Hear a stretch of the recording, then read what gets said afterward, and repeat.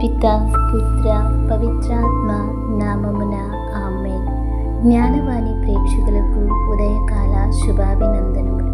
మీ అందరికీ స్వాగతం, ఘన స్వాగతం. 2 మకబీల గ్రంథం 12వ అధ్యాయం ప్రార్థన అనే అంశాన్ని అత్యంత గాఢంగా ప్రతిబింబిస్తుంది. ముఖ్యంగా 43, 46 వచనాలు.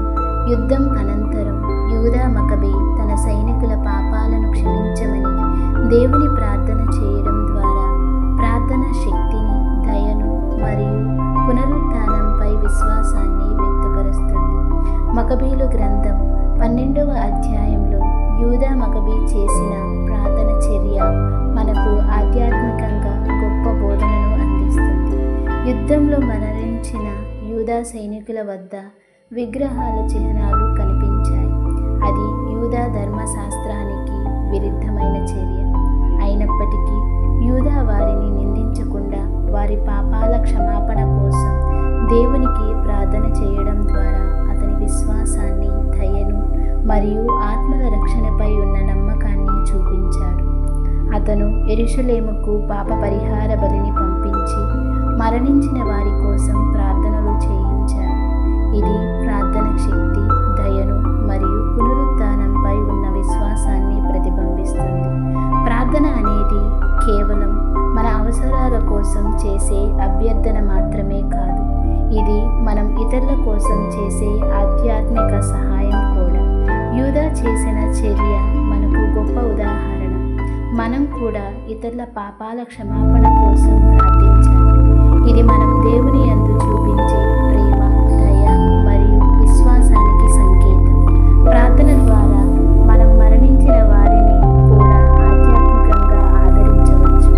ఇది మనం వారి పాపాలను క్షమించమని దేవునిని అభ్యర్థించడమే కాదు, వారి ఆత్మల శాంతిని పొందాలని కోరడం కూడా.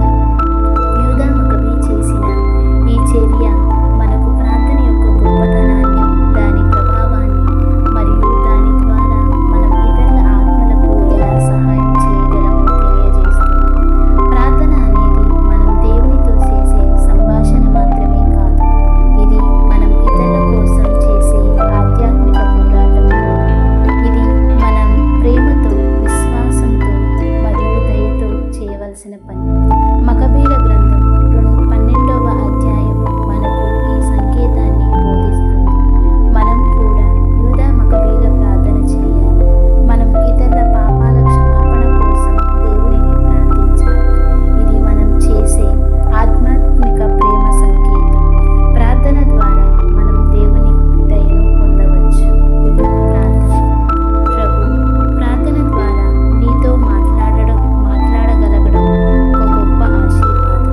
మా హృదయాలను నీ సన్నిధిలో తెరిచి మీ దయను మేము పొందులాగున మమ్మల్ని దీవించండి.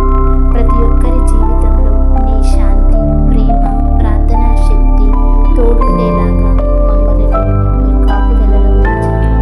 ప్రార్థన ద్వారా మేము మీకు దగ్గర కావాలని, మీ చిత్తాన్ని తెలుసుకోవాలని కోరుకుంటున్నాం. మా మాటలు మాత్రమే కాక మా మనసులను కూడా అర్పించుకోవాలని ఆశిస్తున్నాము. ఆమేన్.